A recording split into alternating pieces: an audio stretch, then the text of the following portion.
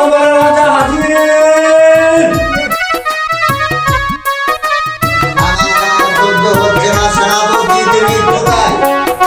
আদেশ করেন জাহাপনা।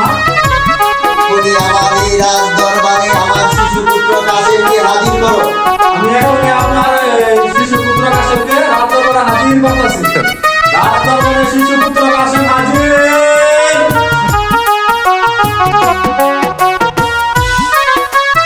হঠাৎ করে কিসের জন্য এত জোরে টনক আব্বা হুজুর? শোনো বাবা কাসেম, আমি তোমাকে অনেক দিন ধরে এই কথাটা বলবো বলে আমি ভাবতেছি। বাবা কাসেম, আমি তোমাকে এই রাজ্যের সিংহাসনের ভার দিয়ে আমি যে বাবা কাসেম বনবাসে চলে যাব। কি বলেন আব্বা হুজুর? আমি এত বড় রাজ্যের দায়িত্ব কিভাবে পালন করবো আব্বা হুজুর?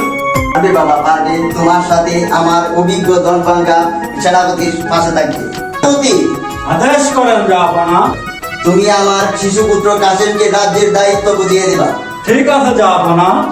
বাবা কাসেম, তুমি আমার কাছে আসো। বাবা কাসেম, এই শেষ বিদায়ের বেলায় আমি তোমাকে একটু আদর করে যাই। বাবা কাসেম,